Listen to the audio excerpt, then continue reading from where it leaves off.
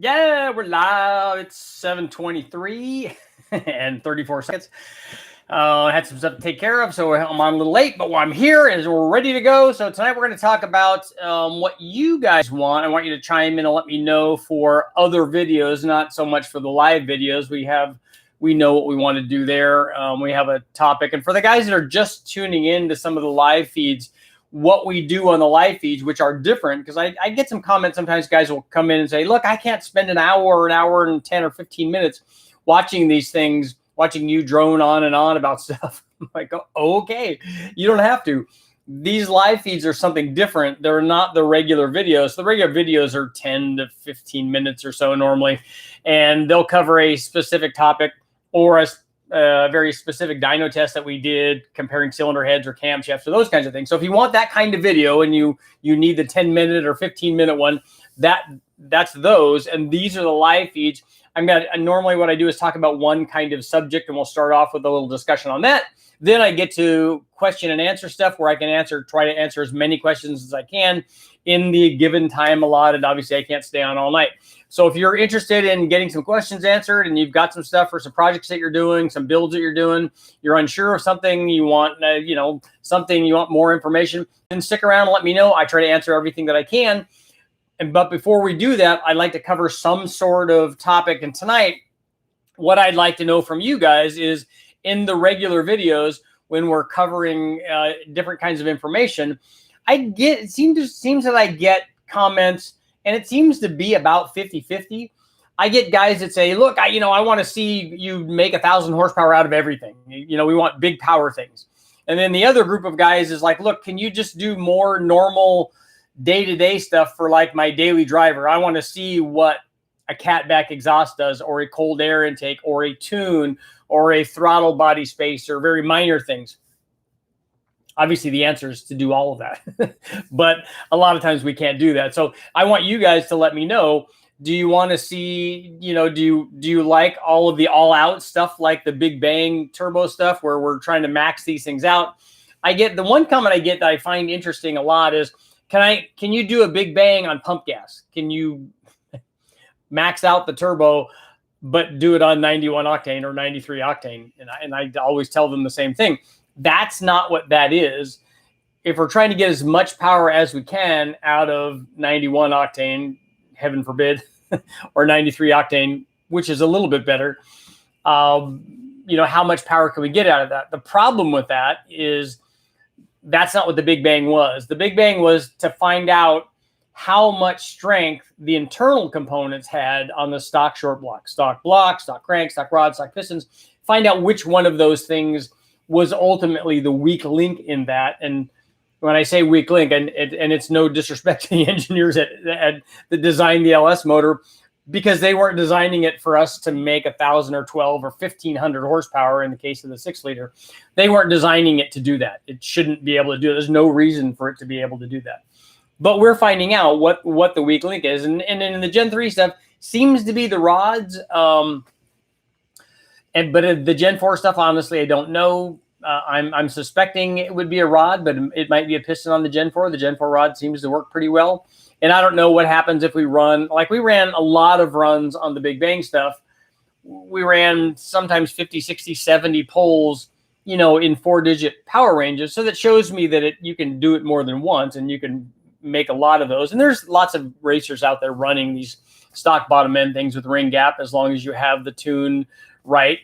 But the problem with trying to do that on pump gas, or even pump gas and water meth or whatever, is that you won't get to the strength limit of the block, because we already know that when we run really good gas and ice cold air to water intercoolers and high octane and stuff, that we can get to 1,500 plus 100 horsepower. Well, you won't get anywhere near that with pump gas. You just can't. You can't put enough timing in it that you need. You can't run as much boost. You can't do any of that with pump gas. And so we're not getting to the strength limit of the thing.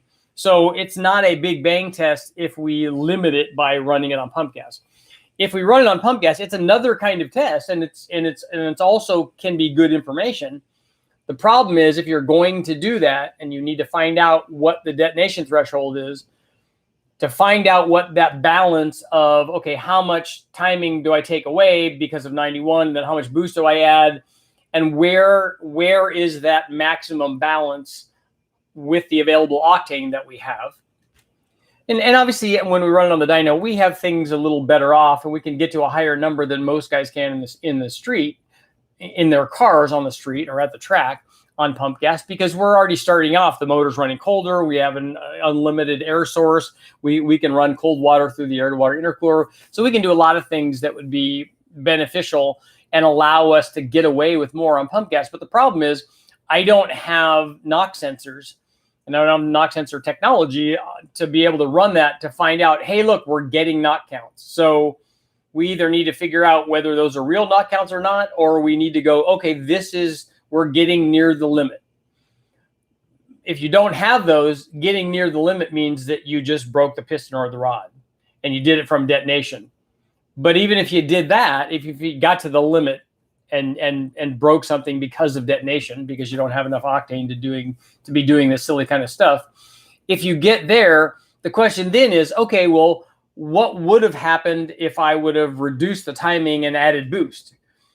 That seems to be a better combination for detonation threshold limited stuff, because you're balancing a change in temperature versus a change in timing, and you're trying to control, obviously, either pre-ignition or detonation. And it's the only way that I know to do it is to actually have sensors in there that can detect that.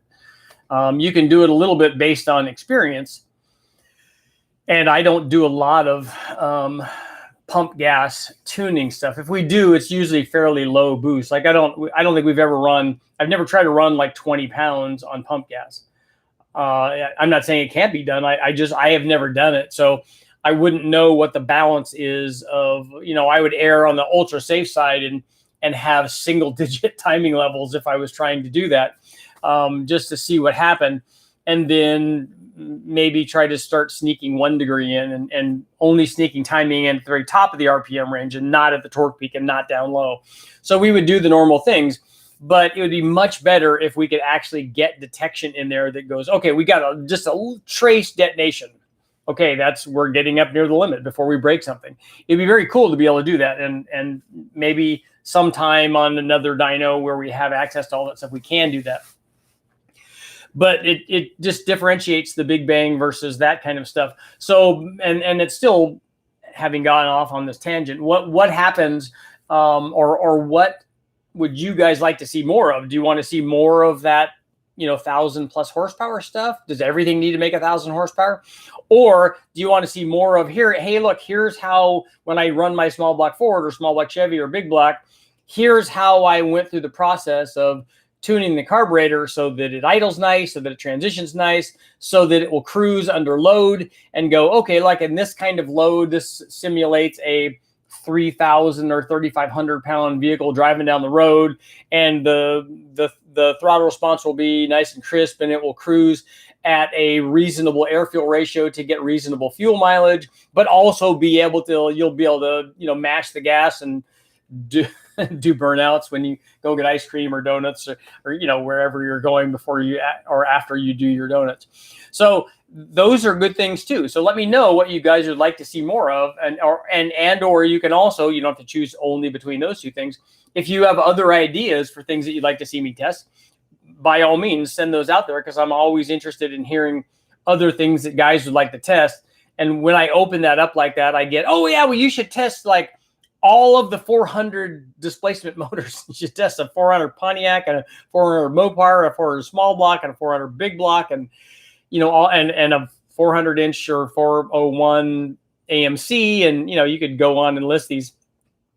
That's all really great, and that would be fantastic if I only had all of those and could hook all of those up on the dyno and run all of those in some sort of similar trim, stock-ish trim or slightly modified trim, and then put all of the same aluminum heads on it, and then put all the same camshaft, and then put all the same intake manifold. And they just don't realize the whole apples to oranges thing, that those different motors can't have the same camshaft, they can't have the same intake manifold, they can't have the same camshaft and cylinder heads, and they can't, because they're different motors. They're not going to be the same. A Performer RPM air gap for a Ford is not going to be the same as it is for a Chevy. It's not going to be the same as it is on a 400M motor. And I know it's not a 400M, it's a 400, but it's a 400M motor. That intake manifold is not going to be the same as it is for a 400 Pontiac. So there's a lot of stuff to consider there, but I still want to hear all of your guys's. I want you guys all to chime in and let me know what you want, because the 1,000 horsepower stuff on the surface seems kind of enticing because everybody wants 1,000 horsepower. But the problem is that the 1,000 horsepower motor, while it's fairly easy to do, you take a 400 or 500 horsepower NA motor and then add boost to it, and voila, good things happen. But then do you have the 1,000 horsepower transmission and torque converter and or clutch and flywheel and drive shaft and rear end and all of that stuff? So it's a lot of things. Excuse me. So we'll get to some. I want to see what you guys are saying. Try to scroll through this stuff and thinking. I want to figure out what you guys got going on. 87 octane LS turbo builds. What I want to see. Oh man. Staying got the first like. What's up? Keep droning. I'm gonna watch every day. ProCharge Mopar. Thank you. Uncle Squirrel's here. It's boost o'clock. Yes, everyone hit the like button right now. We need the likes to pass up the number of viewers. So if you guys could make that happen, that would be awesome.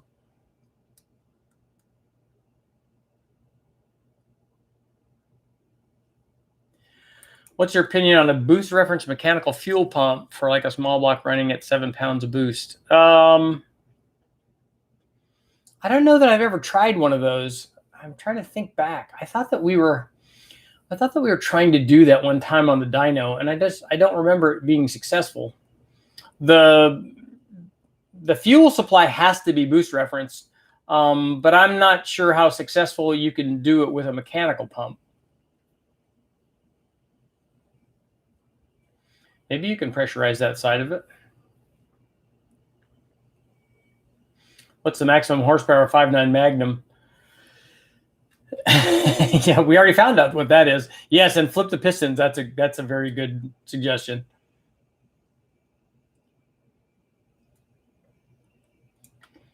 Big block Chevy stuff. I have the video that I'm working on right now is big block Chevy stuff. And not only is it big block Chevy stuff, it's mild big block Chevy stuff, and it's peanut part big block Chevy stuff. So it should make the big block Chevy guys very happy.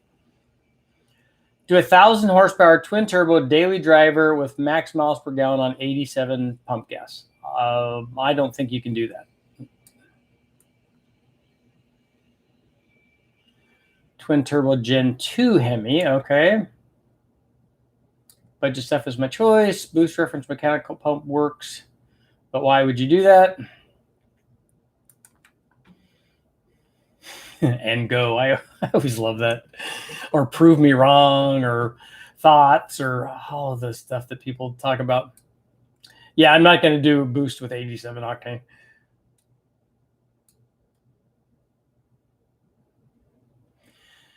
Did we ever find the breaking point of a 351 Windsor?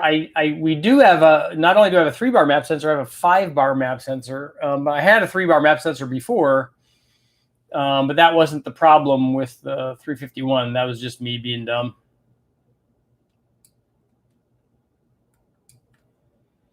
A 5.3 at 7 pounds on 87 octane, that's probably doable.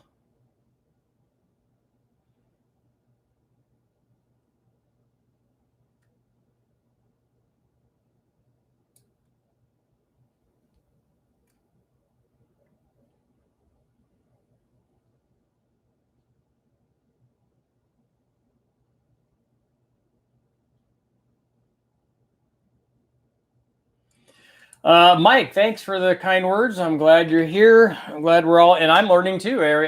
Guys throw stuff out at me all the time, and then they send me emails and messages and all kinds of stuff, and it's all good information for me.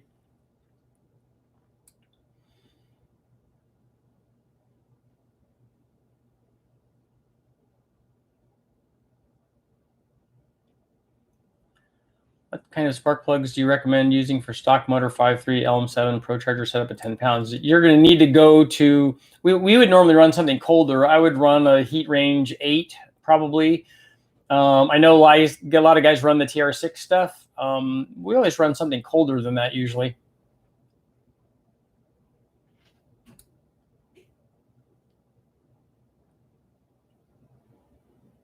What are your thoughts on the, what are your thoughts on the On3 70mm turbo on a Cam Dallas 1? Mine's getting together now. I've never run that turbo, but on a 5.7, you're going to be able to make fairly reasonable power with that.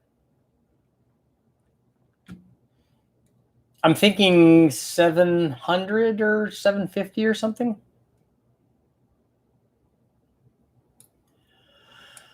What's your opinion on boosting a 3.5 liter Tacoma V6? If it's the Toyota stuff is really, really stout, so I think you would have good luck there, as long as you can tune it.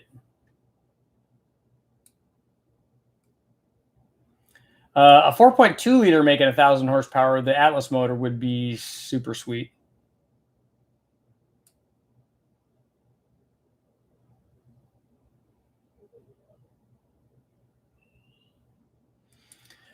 Chris, we did do a test on VVT cams versus VVT cams, but not versus a non-VVT cam.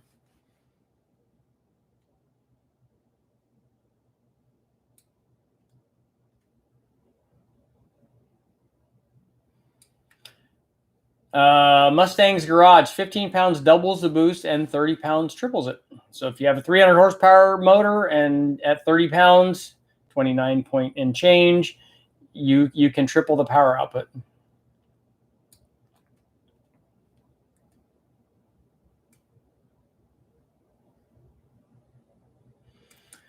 What do you think about Uncle Tony's lifter debacle? All I saw was the intro, the thumbnail for that video. I don't know. He's seems to be bound and determined to talk about the Hemi stuff, and then on the lifter thing, he's talking about how the lifters all fail or something. I haven't watched the video yet.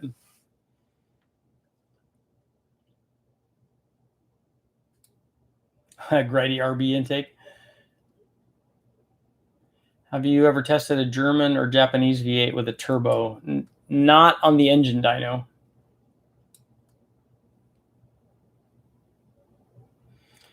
Widowmaker 572 street engine NA turbo supercharged, and I've done that with a 540. We did that with the Blueprint 540 power hour motor. We ran it NA, we ran it with nitrous, we ran it with twin turbos, we ran it with a Pro Charger, we ran it with a 671.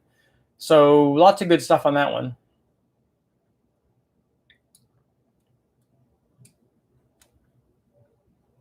Thousand horsepower streetcar is the norm these days. How many 1,000 horsepower streetcars do we really see out on the road?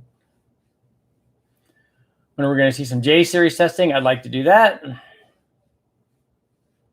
Is a journal bearing 60 series turbo with a 76 millimeter compressor wheel, 68 millimeter turbine, T496 exhaust housing. Yeah, the exhaust side is going to be a little tight for a 393 stroker, but it's still going to it's going to be responsive, and it's going to be good for a street strip deal. Small block Ford, 35 miles per gallon. That would be difficult. Higher performance, I probably won't get into 2J stuff.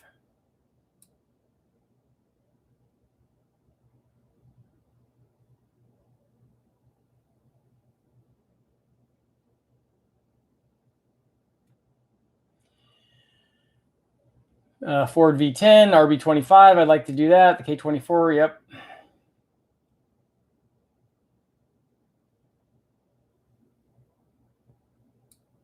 Motor City Mike wants to see some more budget builds.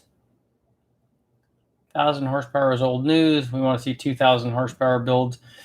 That's when you start getting into the only reason that the 1,500 horsepower stuff even exists for mine is that we did the Big Bang stuff. I don't do those kinds of motors and the kinds that Steve Morris does, and he does an excellent job, and also Nelson and those guys, because that's way beyond my budget.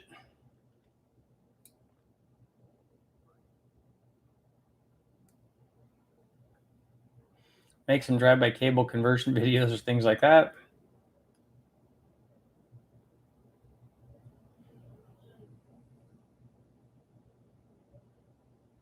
BMW M62 V8 turbo would be nice. Has thick walls and good head flow. Comes with a manual trans. That would be good. Just I'm sure the MS3 Pro would probably run that. Then it would just be a bell housing and a harness. Ridgewood's in the house. Cable drive pumps, 4L60 would definitely not work on 1,000 horsepower. Sometimes they don't work on half that. Matthew wants to see too small of a turbo on different engines. Take a look at the video that I have up on running the GT45 on a single GT45 on the big block. That'll give you a pretty good idea on the 454 of what too small of a turbo does.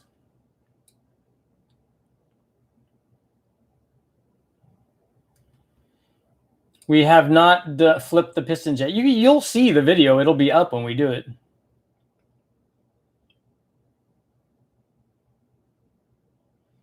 Turbo, a flat fender Jeep 4-cylinder.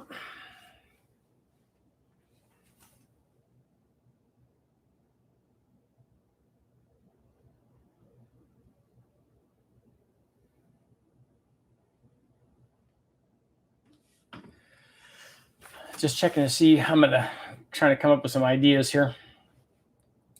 You want to see a 270-inch offie? That's good.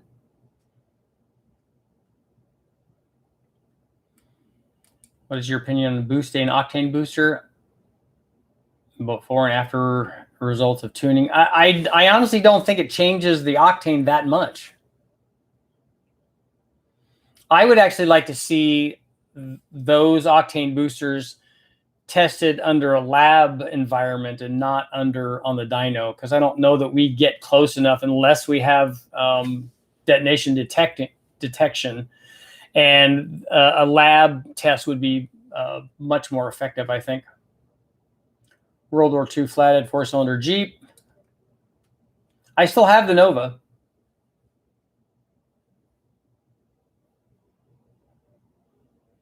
Use E3 spark plugs. Ooh, Jet. I just bought an Ultimate GTR. Those things are pretty sexy. 434 twin turbo. Just running... Oh, LNG and LPG, now converted back to conventional fuel. Should be interesting. Yeah, put E85 in it. Turbocharged yard equipment. Yeah, I've watched some of the chainsaws that guys do big motors on. That's pretty interesting stuff. Octane booster versus race gas. Pro charger on an LS99. What's an LS99? Maybe LS9? BR7 EF plugs on 21 pounds, no issues. I would like to see how you tune with the timing and air fuel.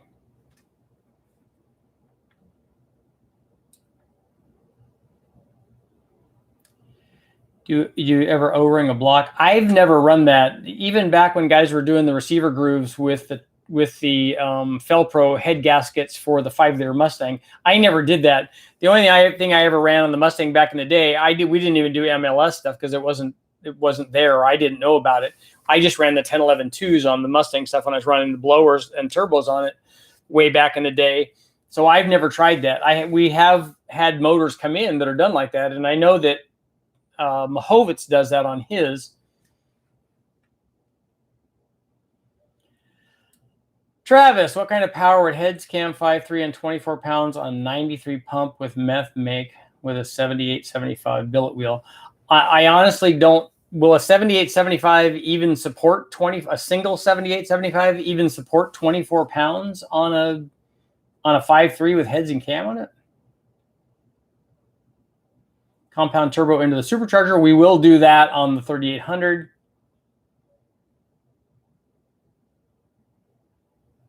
Exactly, Tom. Jeremy's building an Atlas. That's very cool.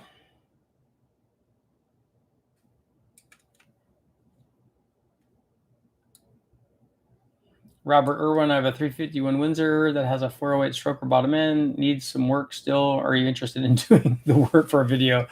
No, I have 408 stroker videos up already.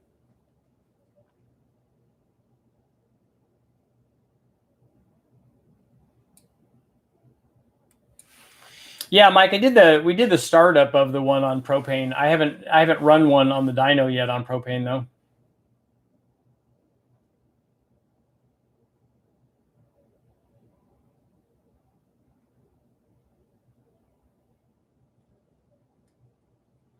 Evan, small bore 4 valve versus big bore 2 valve.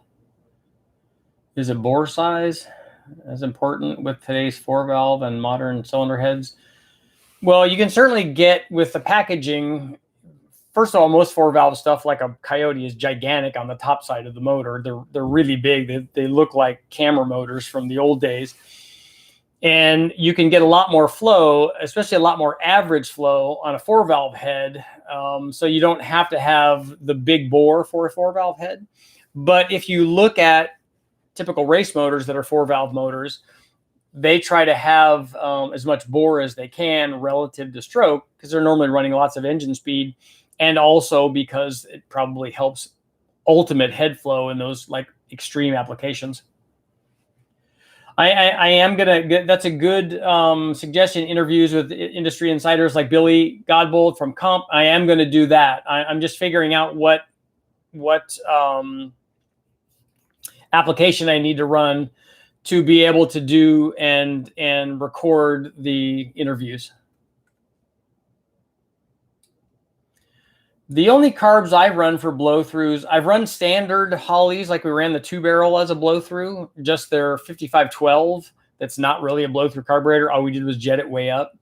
I've run the CSU ones. I think we've run the quick fuel stuff, but I think that's it.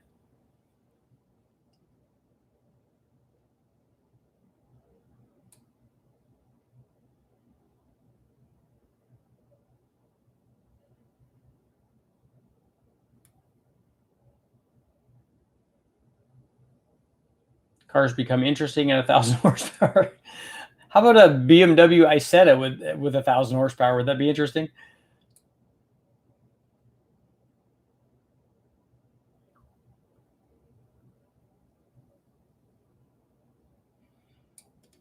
Oh, Karen's in Houston. You see twin turbo Lambos all the time.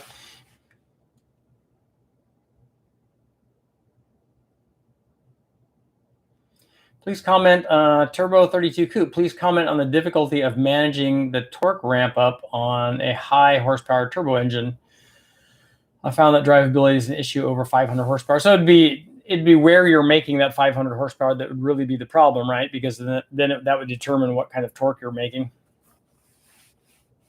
What drive shaft and rear end do you use on a 2,000 horsepower engine? I don't know. Maybe a Lenco. That's the transmission. Okay, the drive shaft. I don't know what you'd use. I don't know what guys are using for stuff like that. It would have to be some sort of modified 9-inch, right?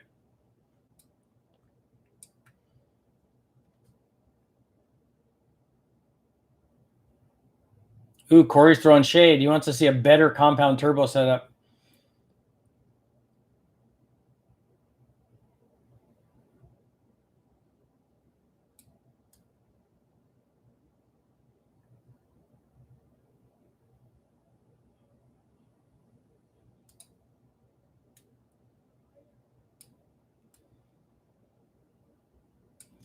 I have 1,000 horsepower naturally aspirated 540. That's certainly possible.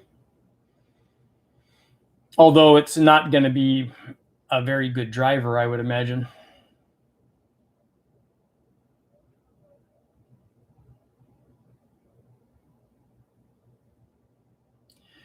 Mile High, he's got a question about, can you give me advice on my situation, 04 CTSV with accelerator pedal position sensor code with intermittent engine power reduced message, but the sensor is no longer available.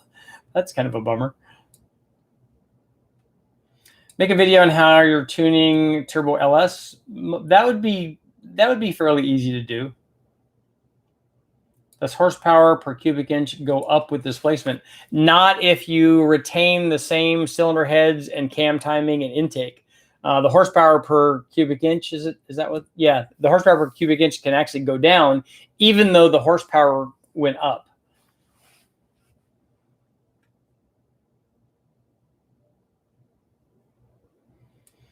What's the over-under on flipping the pistons?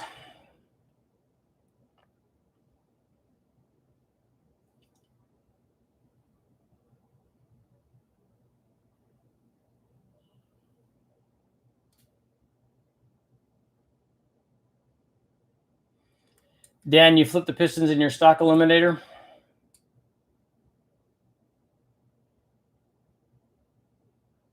Video on hand porting heads, how to also when and where to use what bits in certain areas. I'm not really a head porter, but that's going to be a good one to maybe talk to Vizart about.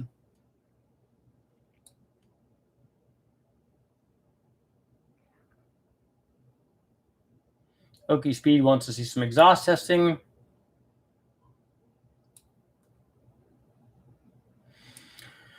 What's your single turbo recommendation for a ZZ502 with 8.5 to 1? I think I would put an S480 size turbo probably on a 502.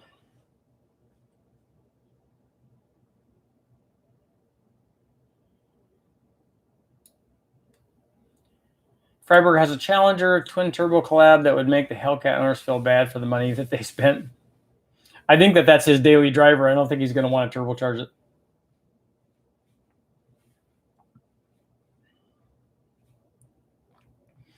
James, you just finished tuning the Ring Gap LY6.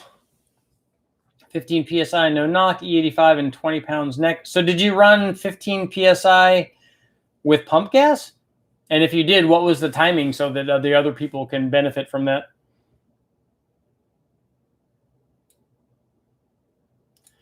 Stock Forge 3 crank and a 400 block Mopar, trick flow heads and twin 76s. That would be a good combination.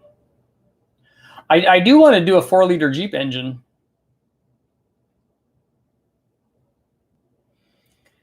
Fly wants to see a big bang on the EcoBoost 2.3 or 3.5s, but aren't those direct injected motors?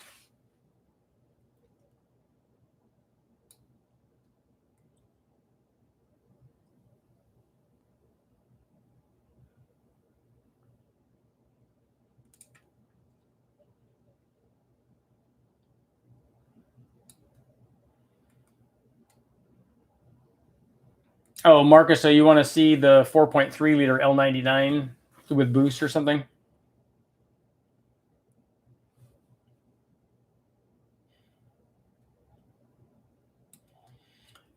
Steven, I've tried octane boosters, but in the testing that I've seen actually in a laboratory environment, it doesn't change the octane of the gas very much. Like it doesn't change it by 3 or 4 or 5 points. It changes it from 91.3 to 91.6 or 7. So it's not really a big change. It's some, but not really very much.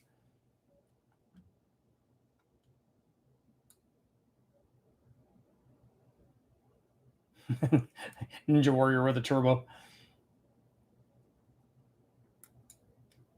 The race gas concentrate is supposed to raise the octane of pump gas to 112. I'd like to see if that's true.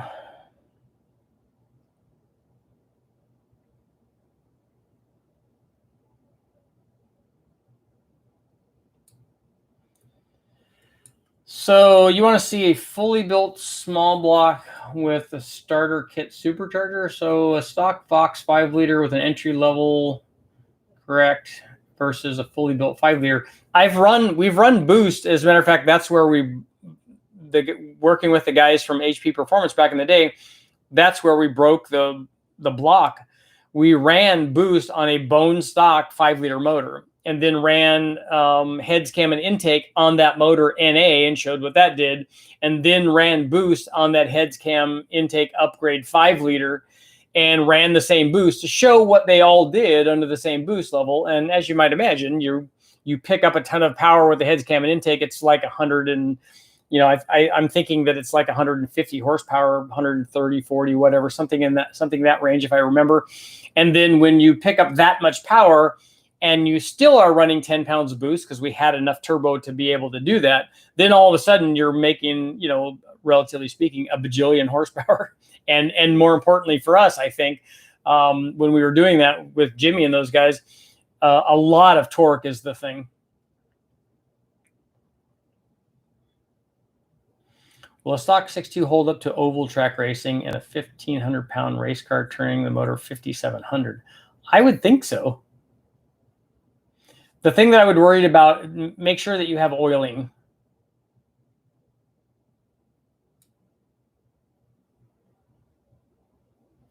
Maximum RPM, 9,000 RPM LS build. We did an 8,000 one, and that was probably enough.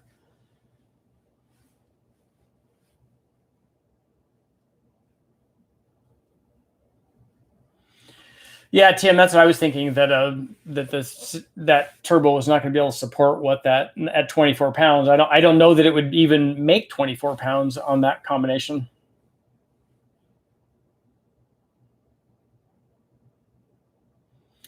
Joseph, I've never had any problems with the AEM wideband or really even, I mean, we were actually way back in the day, we were using, if anybody ever remembers, the BZ meters, which is just a series of LED lights, red and green and yellow. And we were even reading them off of, I think it was taking the reading from the factory O2 sensor. So I always wanted to find out, when we richened it up, it would go way rich, and when we lean it out, it would lean out. And so we knew that it was working, and it was giving us a reading, but I didn't know how accurate it was. So what we did was I borrowed the Hariba meter, which we know was accurate, from the guys over at FOF Racing in Huntington Beach. And we just drove around in my car, in my supercharged Mustang, with the Hariba and comparing it to our BZ meter. And the little blinky light BZ meter, the cheap one, was actually fairly good. I mean, when it was 14.7, it was kind of showing in the middle. When it was leaner than that, it would show, it kind of all correlated. Now, I don't know how many lights equals what kind of thing, but the meter would read all the way down into the nines, and it would show that. It would show that we were way, way too rich. So it was more than accurate enough for what we were doing, because way back in the day, when I was tuning my Mustang, the way that I would decide that it was ready to go out and race in the Silver State is I had this off ramp on the freeway, and I knew that if it would spin the tires like in third gear or whatever on this off ramp, that it was running the way that it should. And I also had an EGT probe on it and a gauge for when I was running, and I can't believe how high the EGTs got.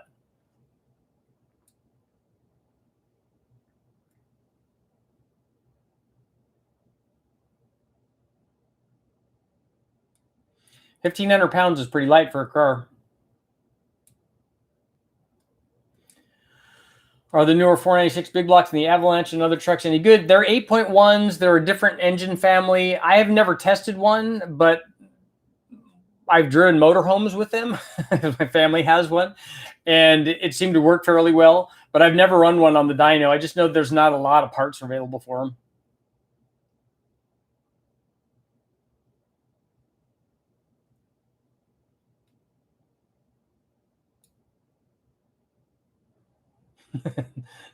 Uncle Tony's Garage is in the house.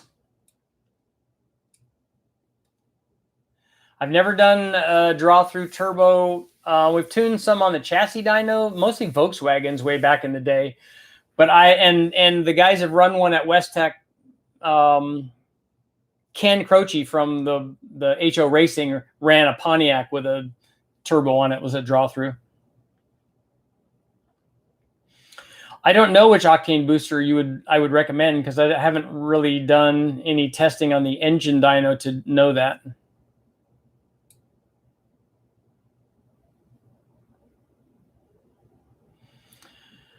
Which engine are you bored with testing? The only thing I'm bored with testing is the ones that break, the ones and that's most of them now that are apart. I would just like to have motors that are complete, and I could just go down and put them on the dyno and start running stuff. but it's always like a huge endeavor to get things tested. I have a BMW E30 with about 1300 horsepower? That is interesting. It's different interesting than a BMW Isetta is, but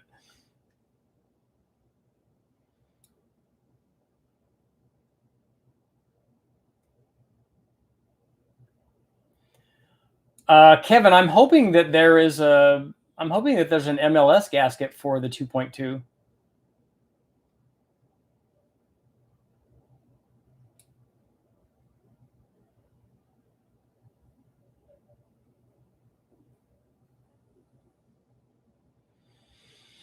Yes, if you put SVT decals on your windshield, then that's big power.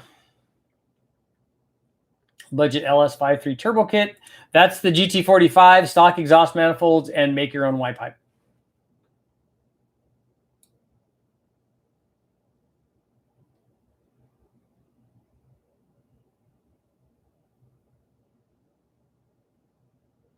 Do you recommend using an oil pressure regulator to a journal bearing turbo? I don't know. We just usually run restrictors, and that's usually dictated by the turbo manufacturers. Explain flipping pistons. Well, the factory pistons have an offset, where the pin is relative to the center line of the piston, and so what we do when you flip the piston is that we're going to change what that offset is and see if that has an effect on the power. I have seen the Devil V16, and I said it with an Allison airplane engine. The coolest Isetta I ever saw were the guys from Cunningham BMW.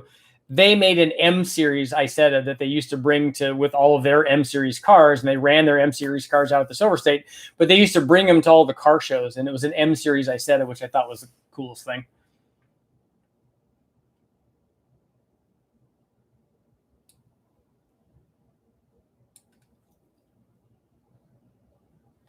Can you test the boost limits of an average set of I-beam rods? That's got to be very high. If 1,500 horsepower and 1,300 foot-pounds is, and I don't care what the boost number is, that's a function of whatever the NA power output is.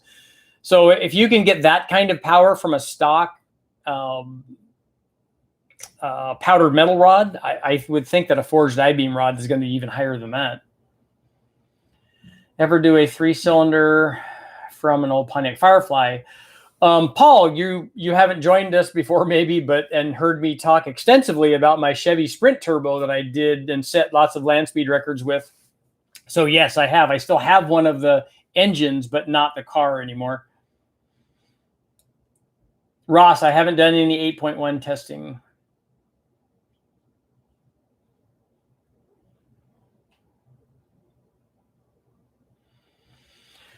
An inline versus a V engine would be interesting. The problem is that how do you get them to be the same? Like, how do you get the head flow to be the same? How do you get the camshaft to be the same? It's that's more difficult than people realize.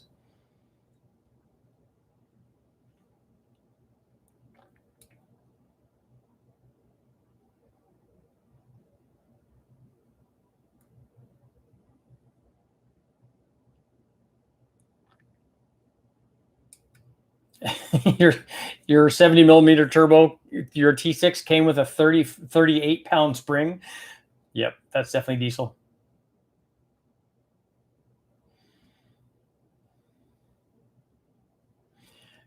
Very good, Tom. Tony's right. You do win the internet. Tom said that EGTs are like cam bearings. You just don't look at them. and I should know some. I mean, to give you an idea, on the supercharged Mustang, I had the EGT probe down in the collector, and I think it was actually in the exhaust after the collector of the long tube hooker header that I had on my Mustang, and we would see 1,500 degrees down there, even that far away from the port. So it was a lot.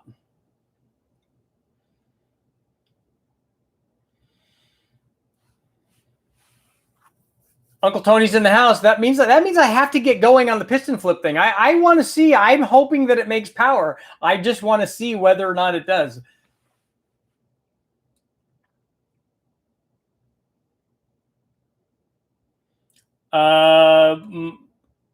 My email doesn't work. My email does work unless you're sending a really big file.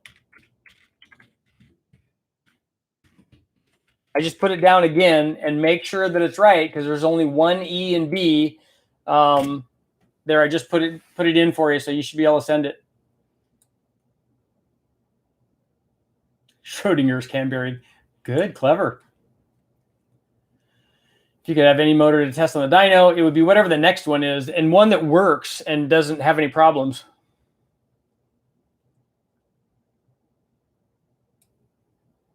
I predict something may happen. I hope it. Well, I know I'm going to do a lot of work, so at least that is going to happen.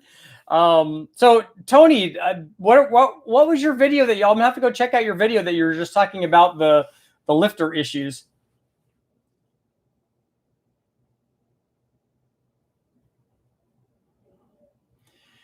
Do you ever plan to do a meet and greet? I would, and I was just talking to my wife and my kids about that. About the first time somebody asked me to come to SEMA, and this is way back. And they, I think it was the guys from Borla. They said, we want you to come to our booth and we want you to sign autographs. I said, well, that's going to be a really, really short session. I said, I'm going to end up spending the whole time just standing around and talking to you guys. I said, because nobody knows who I am. People are not going to walk around. Their choice is going to be Mario Andretti or Richard Holder. They're going to be going, who is that guy? As it turned out, I was completely wrong. There was a big line of people, and it was awesome. Not so much because I had a line of people that knew who I was. That felt fairly good.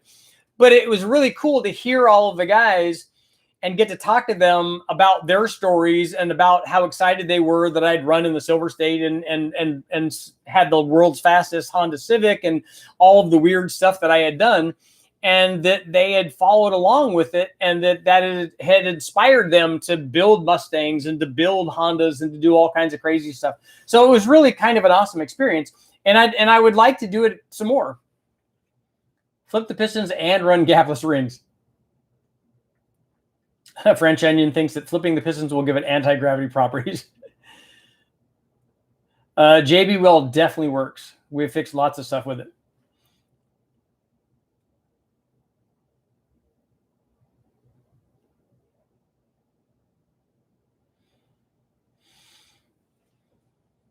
Marcus is going to go check and see if he has mail from 1995. You wish it was 1995. It was like it was the early 80s.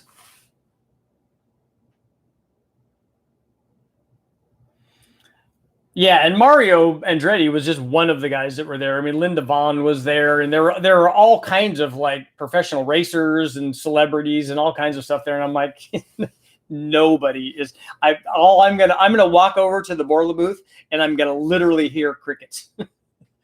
And the Borla people were awesome. Alex and his wife and the whole crew and stuff were just fantastic, and it was a lot of fun. Buying a Summit S475 for my 5.3, but it's a twin scroll. Do I need a twin scroll manifold? No, you do not. We run those all the time with the adapter that I put on the Y pipe that we've made for the LS. Has a 3-inch V band, and then we have a 3-inch V band to T3, T4, T6. And the adapter itself, one of them, I think the T6 is a divided flange, just because that's what I had. We welded it on there. The others are open. The tube itself is not divided. The Y pipe does not come in any divided way. It's just that flange has a bar across it, which is not good for flow. But since the hot side of the T6 Turbo, the Summit one that we tested anyway, has that divided housing, I thought, well, it can't really hurt anything.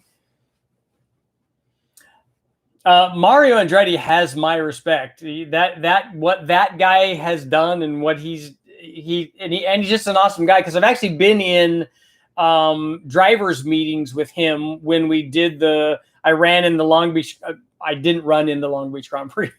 I ran in races that were the same weekend as a support series when I ran Bridgestone Supercar Series that were the same weekend as those guys. So we got to be in the drivers meetings with Paul Newman, because he was racing in Supercar, Mario Andretti, Little Al, all of these guys, and they were just fantastic people.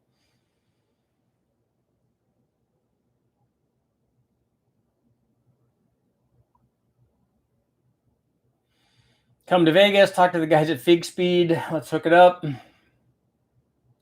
The topic of lifters came up on our Sunday Night Live. One of my viewers, Tom Muse, made a very interesting video in the answer to that conversation. I summed it up today. Okay, cool. I wondered what people were talking about. Tom is good people, so I'll have to take a look at that. Yeah, 500 horsepower, especially with 500 foot-pounds, is like is the real deal. I mean, if you have 500 horsepower in a lightweight Fox body Mustang, that's going to be pretty fast. Can you do a gapless top ring with nitrous, please? Like what? I'm not sure. The gapless top ring is not going to like nitrous more than another ring does. The gapless top ring, if it makes more power than a regular top ring, I don't know whether that's going to happen. The nitrous is just going to add to whatever that is. So whatever happens with the ring test NA, the nitrous just adds to that. meet and greet. If you needed an all-wheel drive man van, would you choose TBSS, SRT8, Grand Cherokee, Infiniti? I've never been in an Infiniti FX50. I'd have to take a look at that. I like the SRT8 stuff. I think that those are kind of cool, although I don't know about the reliability of those. I like the motors in them, but I don't know about the rest of it.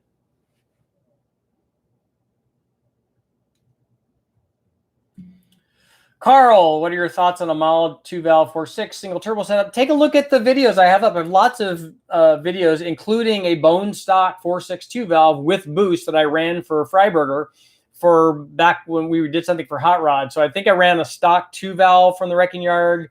We ran maybe a Hemi from the wrecking yard. I think we did a Ford, a Chevy, and a Dodge. So we also did probably an LS from the wrecking yard and did all those that were just stock and just ran boost on the stock ones.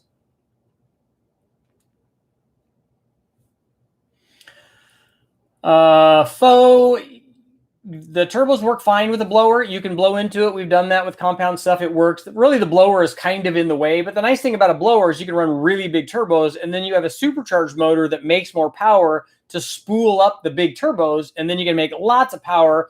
And then in this case, the blower has an intercooler like the one that we did with the guys from HP Performance. With an 03 Cobra, it has an air-to-water intercooler under the blower, and then we also had a front-mounted air-to-air intercooler, so the turbos fed the air-to-air intercooler, and then that fed the blower, and then it fed an air-to-water intercooler, so the charge temperature going into the motor, even at 20-plus pounds, was fairly cool.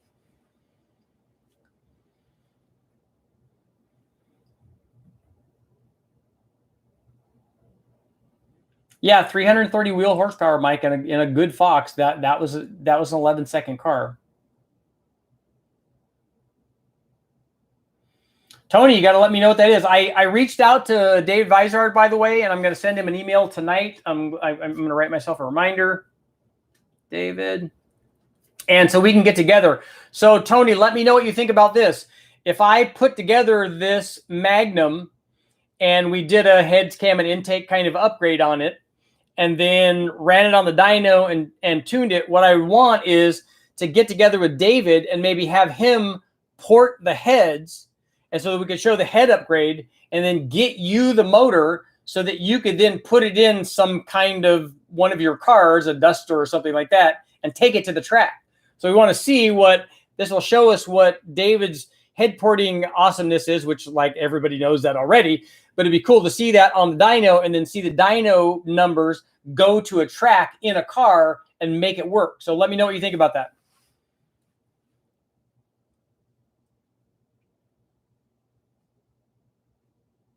Paul, come down to Toronto. Easiest EFI setup for a Ford 460, big block Ford set for 800. You could probably do that with the factory ECU if you have like I don't know what the 460s came with, like an A9L or something. Although I think that those were speed density, weren't they? That might be a little bit of a problem. The only ones I run that I haven't experience with are Holly and Fast, and now this MS3 Pro. Guided blowers make the best air water intake manifolds.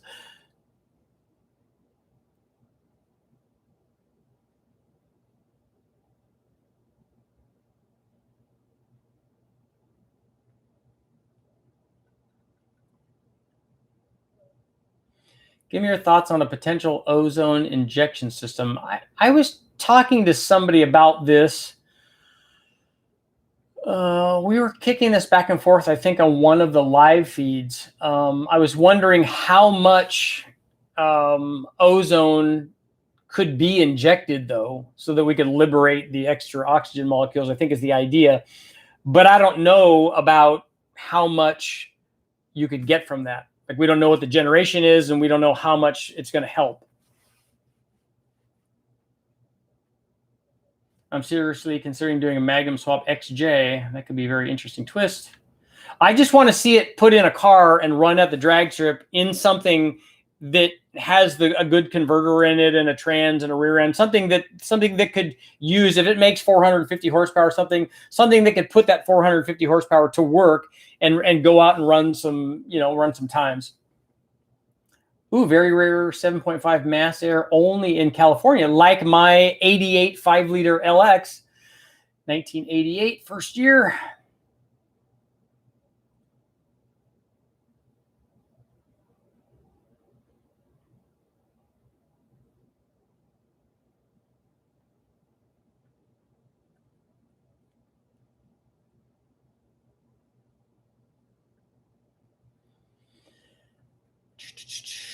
If you do mass and temp, then you know the amount of oxygen.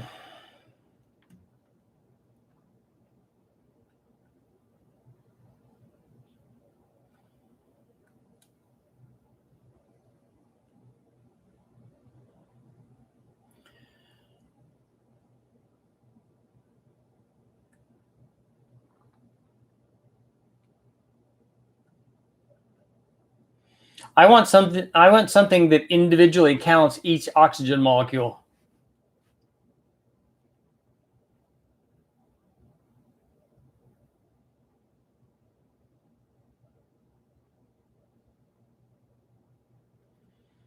Ultra rare 5.8 mass air only in California. Wow.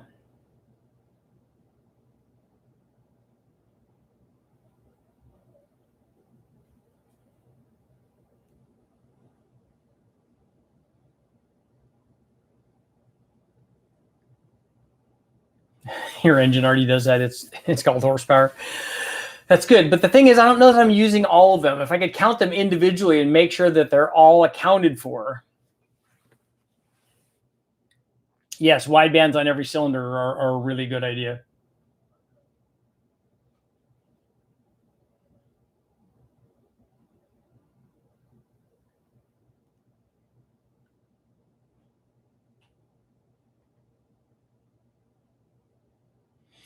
Yeah, Tony, that's what we were talking about. The problem with an ozone generator is having it generate enough to make a difference and not be a restriction in the motor's normal needs.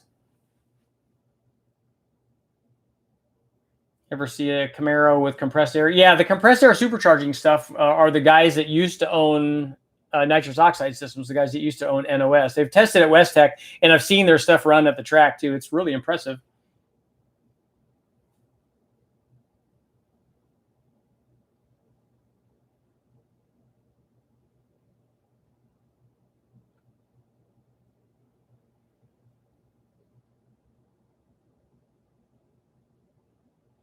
Carl, MSD should have the cam sync that you need.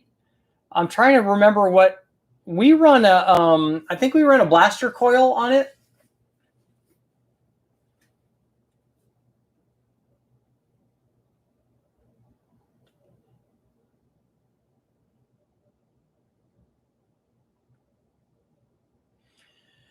Yeah, wide bands for every cylinder is not cheap. It's not something that you need to have in your daily driver. It's something that we use, that West Tech has for the engine dyno testing, so that we can get information. Like when I was doing the testing of the cylinder to cylinder distribution on various different intake manifolds, on carburation, fuel injection, port injection, doing individual cylinder trimming to find out all of that stuff. To be able to do that, we need to know what the air fuel is in all of the cylinders. So we have headers set up that we can put 802s in.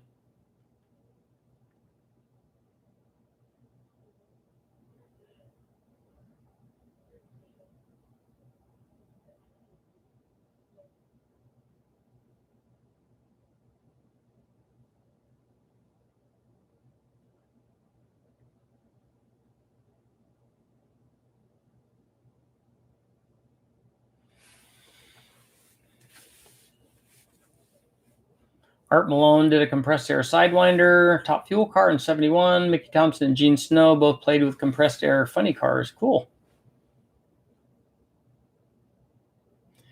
What combination would be optimal for a 2007 5.3 LS turbo setup for 600 horsepower range? 600 horsepower is doable with a stock 5.3 with just boost. You can do a GT45 turbos real easy. I just do an intercooler, a front mounted air to air. You're gonna have to just do, and if you do E85, your life will be a lot easier. And if you do any kind of camshaft, even if you put an LS9 camshaft in it, which I don't recommend, but if you put any sort of aftermarket camshaft, any sort of stage 1 or stage 2 truck cam or turbo cam or NA cam or whatever, your life will be a lot easier because you could make 600 horsepower on very, very little boost.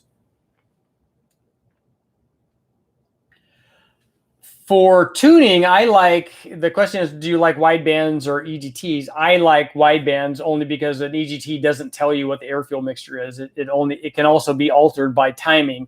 So it gives you an idea what's going on, but doesn't tell you exactly what's going on.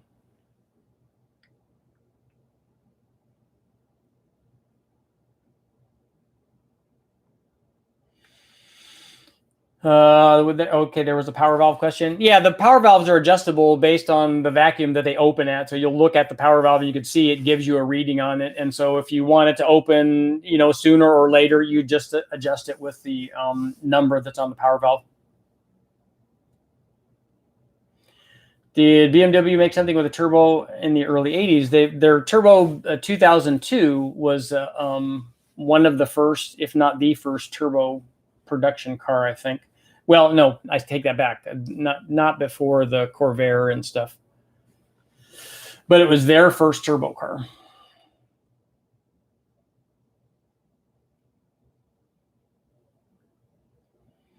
The M1 was not factory turbocharged. It was a naturally aspirated 6-cylinder.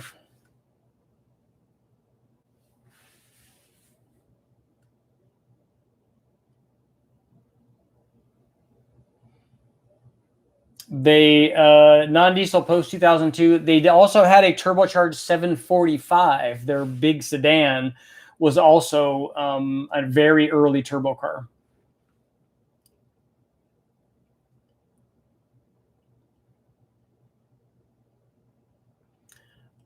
I'm running a VS Gen 2 7875 on a 5.3 with a TSB 224 cam and 10 pounds of boost. It might make 600. Yeah, on its way to making what it's really going to make.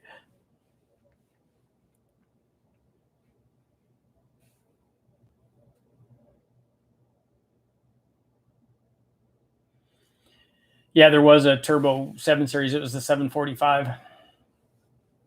I remember guys wanting to swap the 745 motor into the smaller 3 Series and 2 Series stuff.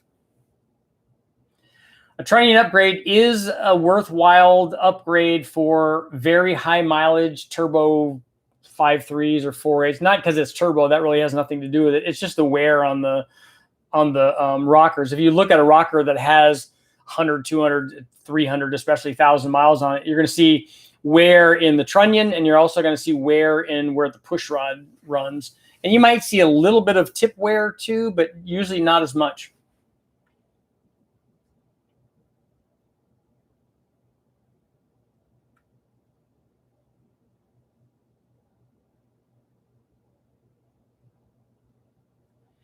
Yes, we've used 5-gas analyzers, but only on the engine or on the chassis dyno.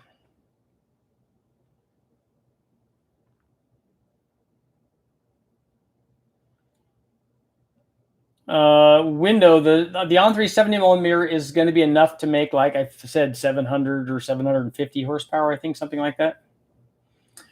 Dan, the guys have run dry sump stuff on it. We don't normally do that on test motors unless we're specifically testing dry sump, which I haven't done. But lots of the engine builders and racers and stuff bring motors in that have dry sumps on them. And so we have a dry sump tank and stand and stuff set up.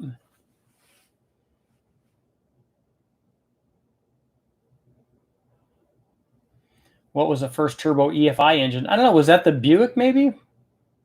The turbo 745 was an EFI motor. The Turbo 2002, I think, was a turbo mechanically injected motor. And yeah, Oldsmobile had their turbo, but it was carbureted though.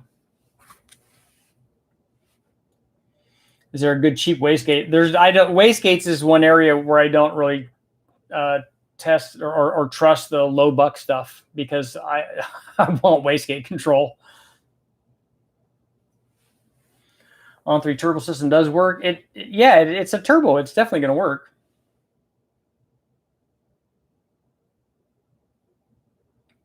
All right, Uncle Tony, thanks for showing up. Let me know. Send me a make sure you all hit the like button. But let me know what you think about running I want to see you test a Magnum and something at the drag strip. Yeah, Uncle Tony just did do a video on that turbo Oldsmobile. I saw that. I like those classic cars, especially that one. That one was really nice. It was really clean.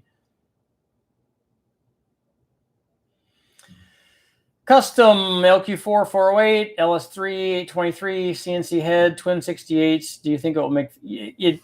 Yeah, you can easily make 15 good-ish camshaft in it. The 68s should 15 700 750. The 68s, I haven't run 68s, but you should be getting close. I mean, twin GT45s would not do 15. They might do 774. Yeah, that would be kind of the stretch on them. But good 68s probably will. Have you ever messed with a fuel motor? By fuel motor, if you mean a top fuel motor, I haven't. Actually, I had dream flashback. EFI Turbo 280ZX, that's right, in 81.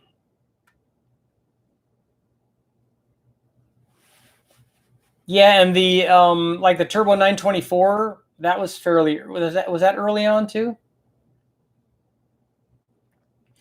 5.3 4x4 turbo, twin turbo is good. Yeah, twin turbos are always good.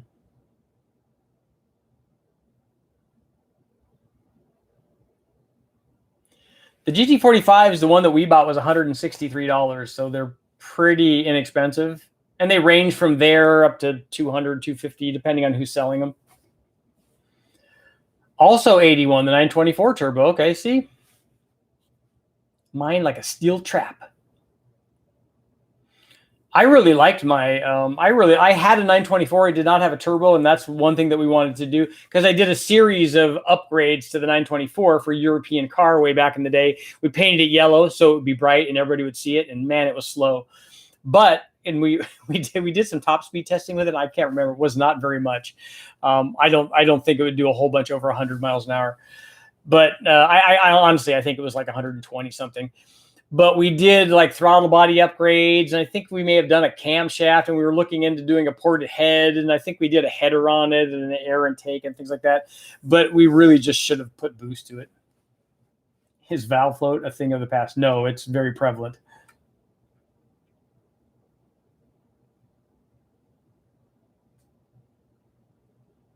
I'm trying to plan out a custom long runner intake for an early B-headed motor. 464 valve. I was curious about the tubing diameter, runner length. I did a B-headed motor with a custom intake manifold. So I put my email address in here. So look, I can put it again, and I can try to send you some data maybe. I can show you what the different runner lengths did on that.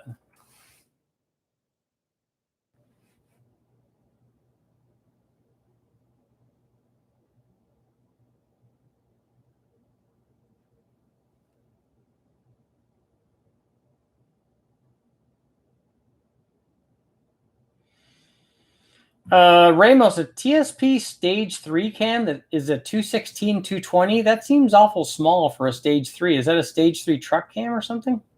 But yes, it will work with turbos. And that is the last question of the night, because I have to get going. I've been here more than an hour already. You know what happens if we go over an hour? Then other people are not even going to watch the video because it's over an hour. Thank you guys all for showing up. Right now I'm working on I got to finish the video and editing on the peanut port power for big block stuff, where we made over 500 horsepower with a set of peanut port heads, which was pretty awesome. But as you know, it's just airflow, and the rest of the stuff, if you make it work, it works. Thanks for showing up, guys. I will see you all tomorrow.